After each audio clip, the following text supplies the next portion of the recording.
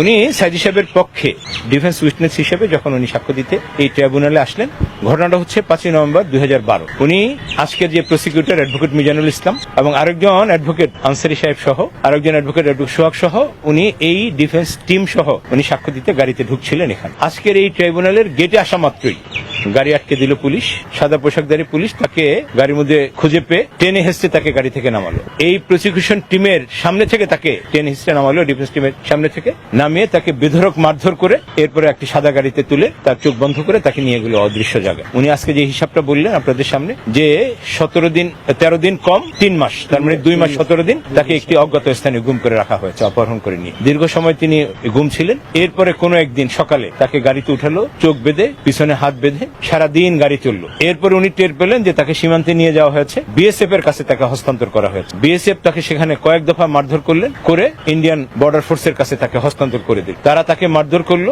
মারধর করে তাকে নিয়ে গেল স্বরূপনগর থানায় নিয়ে সেখানে স্বরূপনগর থানায় নিয়েছে। ওইখান দিয়ে আপনার বসুরিয়া কোর্ট বা জেল ওইখানে রাখছে 22 দিন। আমি খুব অসুস্থ ভীষণ, ওইদিন দমদম আপনার কারাগারে আমাকে দীর্ঘ যাই। আমি 5 বছর উনি সেখানে ছিলেন।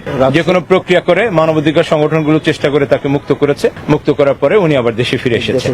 আমি তো বাংলাদেশে আসছি, আমার জন্মস্থানে আসতে পারি নাই। আমি খুলনা ডিস্ট্রিক্টে এখানে দীর্ঘ আমি আড়ালে 6 মাস ছিলাম। আমি সদরে আমি বাড়িতে আসতে পারিনি। এইটা যখন একটু যে ওই আসতে যাইতে লোকে বলছে ঠিক আছে তুমি ওই ধীরে বাড়িতে যাও বা কিছু আমি আড়ালে চলছি। ওই রকম চলতে আমি দীর্ঘ যাই রয়েছি।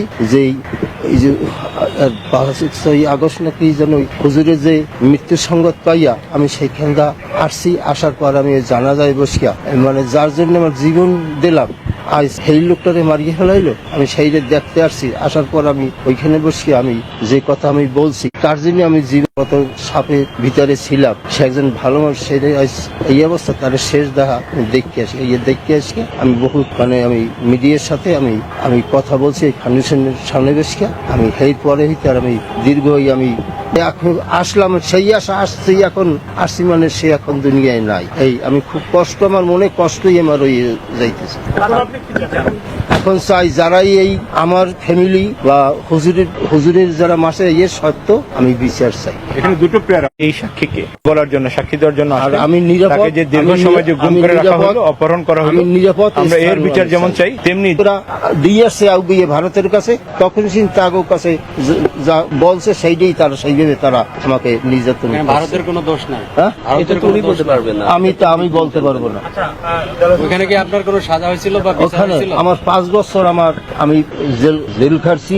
এই অবস্থা আমি তো কি সাজা হয়েছিল না? সাজা তো পথে বসে আমাকে 2.5 ঘন্টা 3 ঘন্টা আমাকে মাইজদেরি করছে। আমার 2টা হাত অফ, এইখানে মাংস নাই। আপনাকে কি ভারতের কোনো আদালতে উপস্থাপন করা হয়েছিল? না, আমাকে ঢুকাইতে পারে না, ওই নিয়ে লোকাপে রাখছে জজ না ম্যাজিস্ট্রেট। আমি কোর্টের সামনে আমাকে নিয়ে নাই, ও নিয়ে লোকাপে থুইছে। আমি নিঃসঙ্গে আমি 45 কোট আপনি বসিয়ে আমি আসতে দমদম দিয়ে 45 কোট 14 দিনের মাথায় কোর্ট।